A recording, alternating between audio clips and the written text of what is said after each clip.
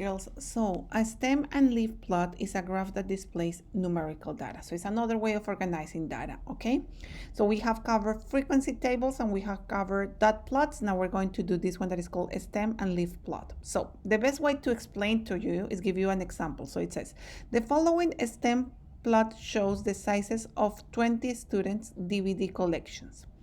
So 20 students are showing how many DVDs they have. The collection size of 20 students. Okay, then it says the key, and this part is very important. You will always have to give a key when you're talking about a stem and leaf plot. So I'm going to explain what this key is showing you. It says 2-5. So what it's saying is that they're using a number that is 25.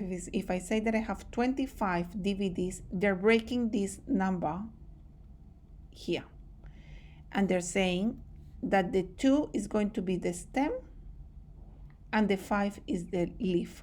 Oops. Okay, so that's what this key is saying. You say 2, they're breaking it up. 5 means 25 DVDs. So when I have it like this, that means that this, when I read something like this, 25, that means that I have 25 in your leaf. So let's look at this one of what it means, okay? So it says here, I have a stem of 0 and a leaf of 4. That means that one of the results that I got was a 4, just a 4, because the tens was a 0, okay?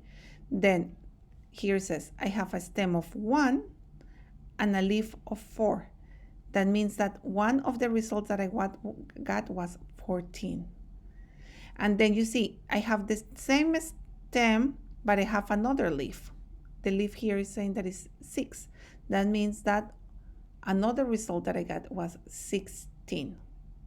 Okay, then it says here that I have a stem of 2 and then a leaf of 2. That means that one of the results that I had was 22.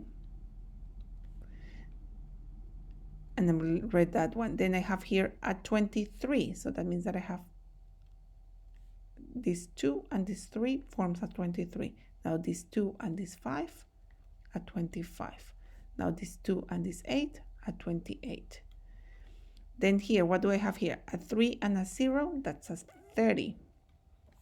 A 3 and a 4, a 34. Notice what happens here. Another 4. That means that that result came up twice. So in my data, I had another 34, okay?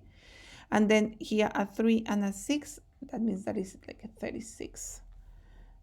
3 and a 7, a 37. Another 37, we can see here because I have another leaf of 7, 37, and then 39. Then a 4 and a 1, 41, a 4 and a 3, 43, a 4 and a 5, 45, a 4 and a 9, 49, a 5 and a 4, 45, 54, and a 5 and a 6, 56. So this was my data that was summarized in this way. So you can see how the stem and leaf plot is actually summarizing the data. Instead of having all this, that it looks very messy, and like I have to, like what we did before the example with the golfa, like it was like, I don't know which one was the smallest number and which one was the largest. Like here, I clearly identify the smallest, largest was 4, the largest number was 56.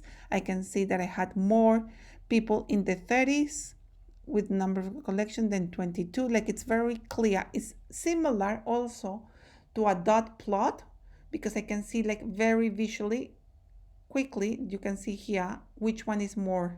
Like here I can see here that in the 30s I have more results concentrated. So that's why it's useful to have a stem and leaf plot. In the next video, we're going to do an example.